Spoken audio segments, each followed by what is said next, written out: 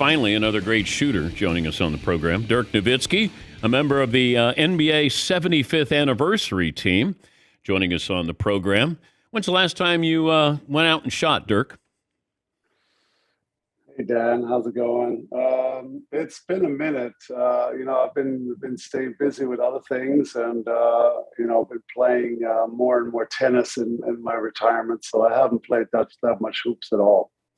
How did you end up at Duke for the Coach K farewell tour? Great question. We have a few friends here that all went to Duke, and they're big supporters. And they always said, "Hey, you got to go to Duke one time. You got to go to Cameron Indoor and check out the atmosphere." And so it's always kind of like a bucket list thing for me. And when they basically invited me for this Coach K's last game, I said, "This is a no-brainer. You know, it's a bucket list. I want to go anyways." And now to get to see Coach K's last game, so it was a no-brainer, and it was an unbelievable atmosphere. I mean, an atmosphere that I usually only see in Europe, where guys jumping all game long and throwing stuff, and that was amazing. But just UNC stealing the game at the end was a little bit of a buzzkill, but I still had a great time. Did you get scholarship offers in Germany? I had a few offers back in the days. I actually visited some colleges. I visited Kentucky at the time. I visited Cal and Stanford. Not sure I would have gotten into Stanford with what I performed in high school. I think they would have got you in, Dirk. Kentucky would have got you in, that's for sure. I would probably think I would have gotten into Kentucky. So those are the three I looked at, and I decided then to go straight in the NBA. And obviously that was the right decision for me at the time. Who was the first pro you ever faced? First American pro? What do you mean, my first NBA game, or no? When you came over, like international games, or when you first got drafted, like the first NBA player you faced, was it in your first NBA game? No, actually, we had the Nike did a promo tour through Germany and Europe back in the days. It was called the Hoop Heroes, and they had a team that was stacked. I remember Scottie Pippen, Charles Barkley was on it, Jay Kidd, Gary Payton, Vin Baker, tons more, and they played 2 or 3 games throughout Europe. And so I got to play against them. At the time, I was just in the Army. I'd finished high school. Then I went to the Army for 10 months. So I played against them twice in Berlin and Dortmund, I believe. And that was really my first time seeing the real stars. And it was a fun up and down game, and I had a blast. And that's when, after the game, famously, Charles offered me a scholarship to Auburn. He said, "I'm going to get you into Auburn," even though Auburn hadn't recruited me at the time, but he said he can make it happen. So that was sweet. What was your role in the Army? So I did, back in the days, it was mandatory in Germany. So I did 2 months basic training, and then I kind of got into a sports company, which then allowed me to stay home and really start training with Holger at the time, really start training professionally, started training 2 or 3 times a day. And so that was when the rest of the 8 months. And then basically once I got out of the Army, I came over, I was drafted, and I came over to the Mavs. Do you ever wish you had gone to college, at least for 1 year in the States? You know what? People have asked me when I was sitting there and soaking up the Duke atmosphere at Cameron Indoors. I mean, 1 year I think would have been fun, but as you know, my style was a little different. I think if I would have gone to college, I think they would have put me in the weight room first and put me on the block. And I don't, it was still old school then. The game was different. I was really skinny. And my worry was that they would change my game a little bit and put a little bit more weight on me and put the back to the basket. And so going to the NBA and going to Don Nelson, of course, who was a mismatch master at the time, and he thought the game a lot different. So that worked out perfectly for me, I got to say. He supported me. He let me shoot threes. He let me play my game. And so I owe Don a lot. Even if I would have gone to the NBA and come to a different situation, things might have changed my outcome. But you look at this, and you did change the game. Michael Jordan, we can say, changed the modern game. You could say that Steph Curry has changed the game. But for big men to go outside, You guys were always yelled at to go inside, get on the block. 7-footer shooting and shooting as well as you did, you changed the game. Did you realize at the time that you're changing the game or the perception of big men? I appreciate that. There was a few big men, obviously, that could shoot before me, whether it was Schrempf, who was a German legend, or whether it was Kukoc, and some guys that spread the floor. I think I came in at a time when the league was changing, where the league was putting in the zone defense. It was getting rid of some of the hand checking from the 90s. So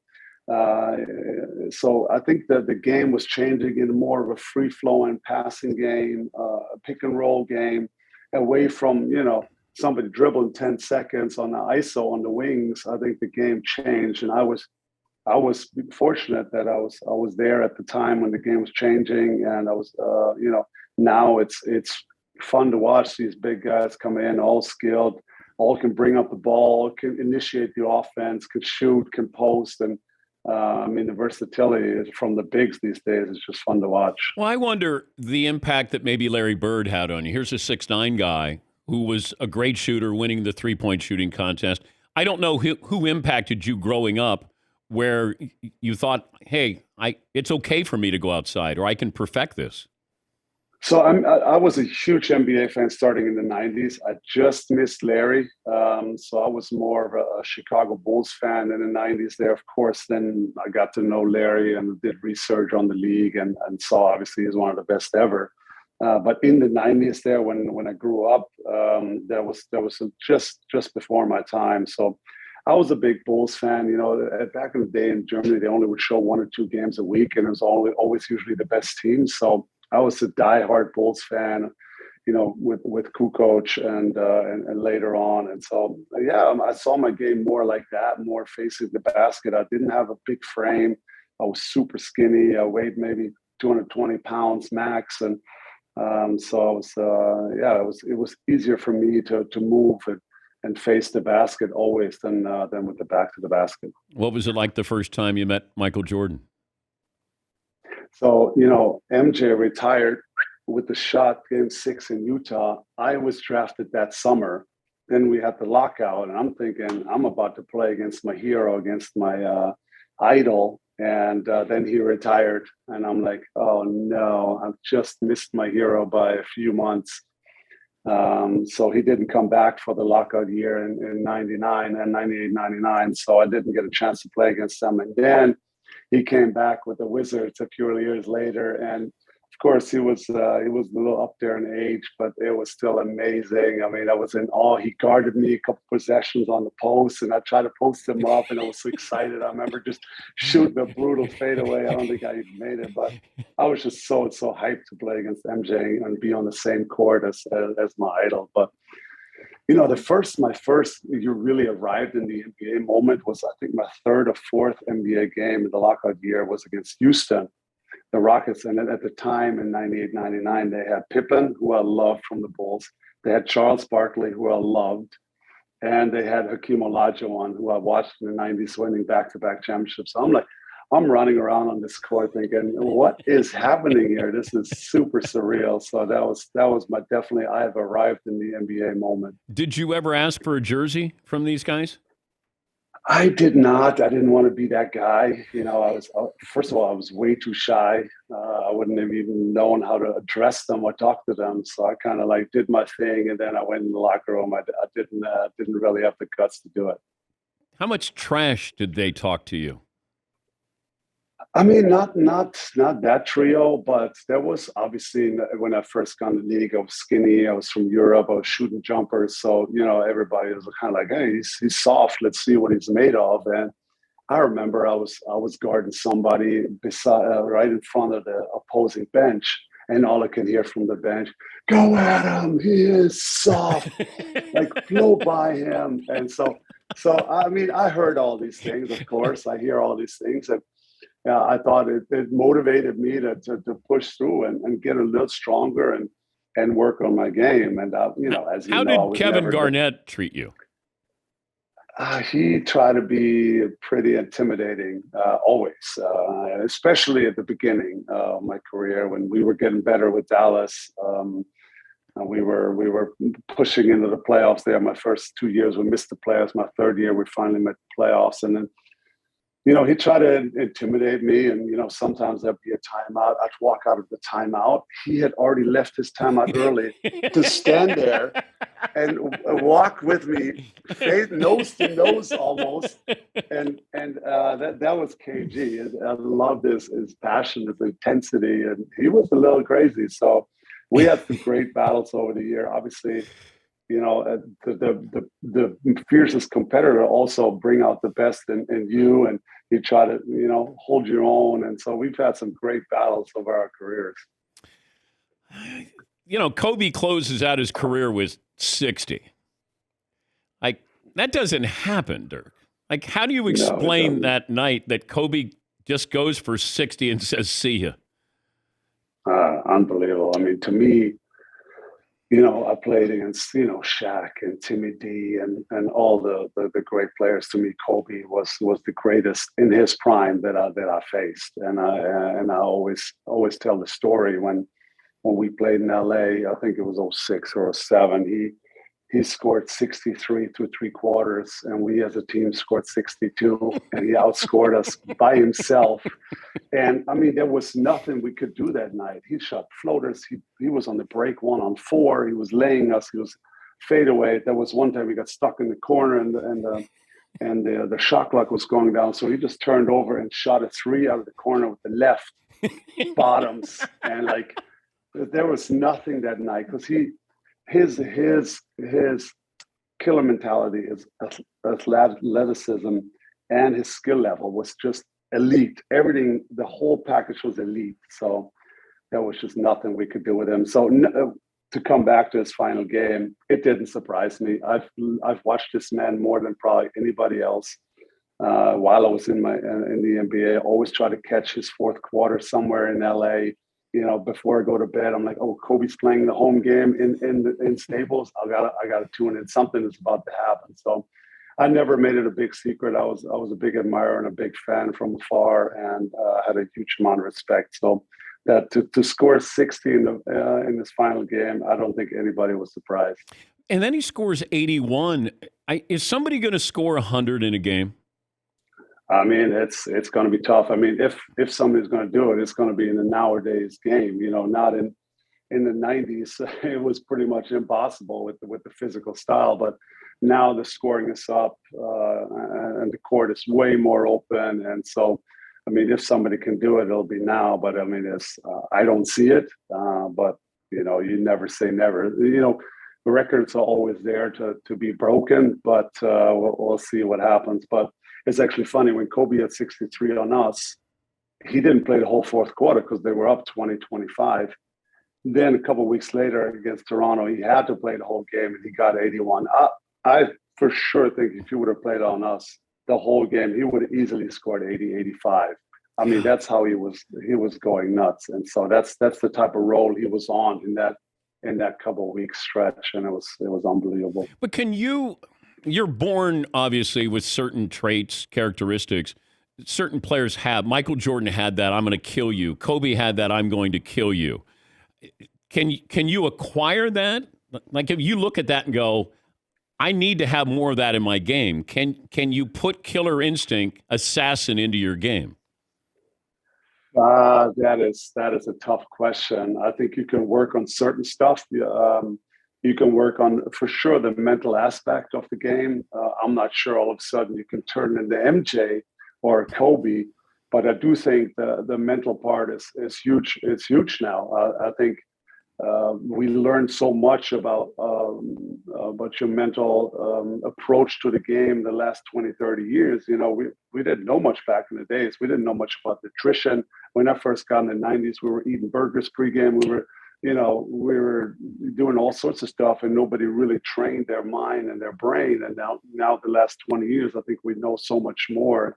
And all these athletes now are like vegan and have mental trainers and coaches. And so I think that's definitely an area where you can work on and improve. But I'm not sure you can turn into a Michael Jordan. I think that's something he was just born with. But I don't know if, when the Miami Heat and Wade and LeBron sort of mocked you for coughing, if you in your mind, like, do you turn something on and use that against them in the NBA Finals?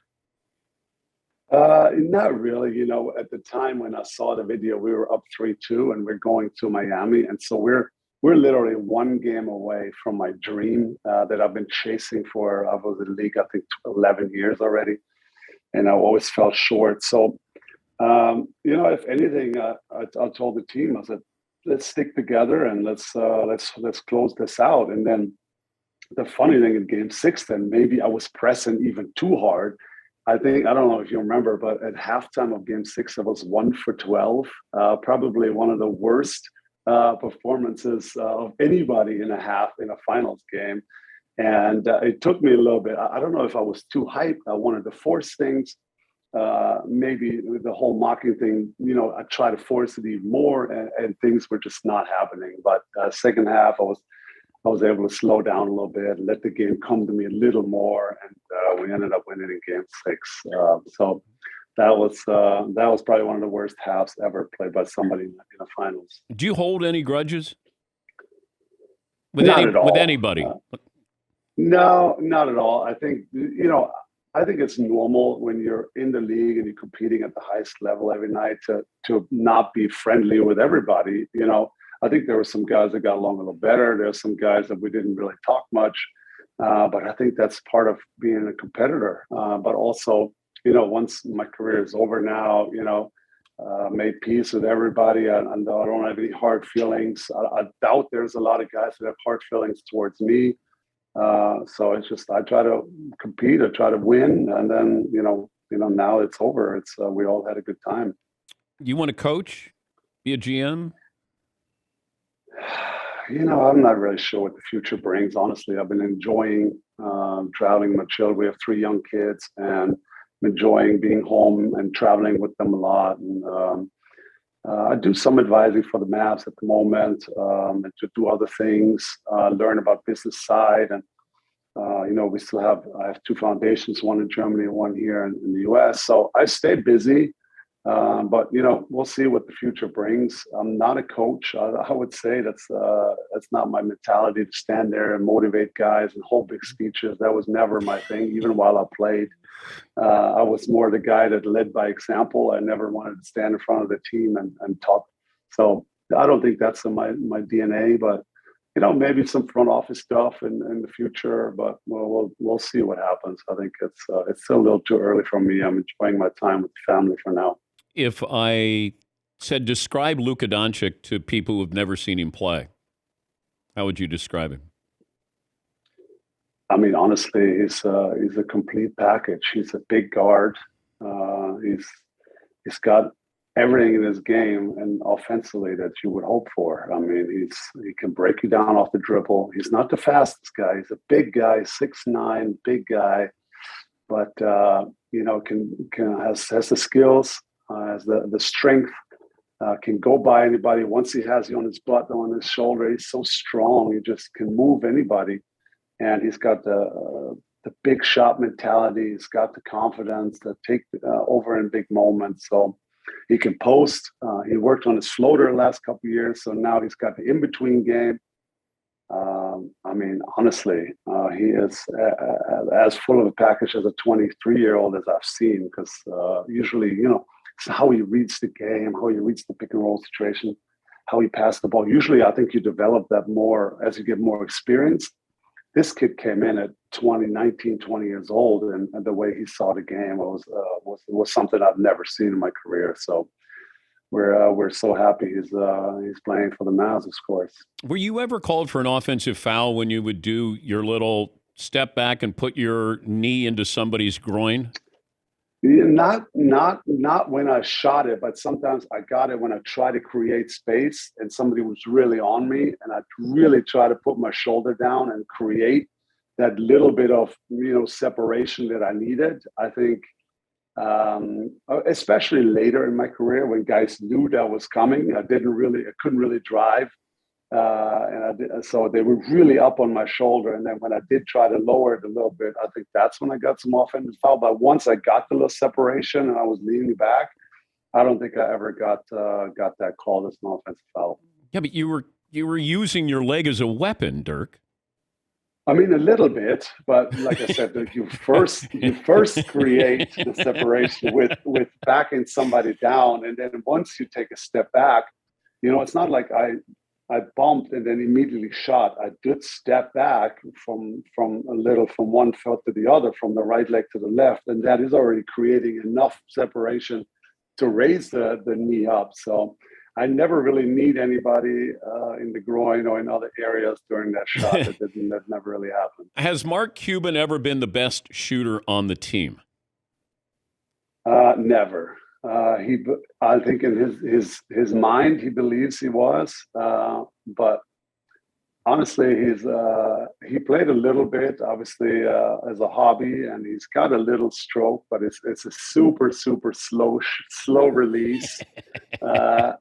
But he's just a super fan. When he bought the team, we used to play one-on-one and shooting games after practice all the time, and that's the kind of relationship we had. And so he's been sort of a mentor and obviously a good friend of mine for a long time. So I do owe him a lot. Thanks for opening up the scrapbook. We appreciate you telling stories there, Dirk. Thank you very much. Yeah, no, thank you guys for having me. Take care. That's Dirk Nowitzki.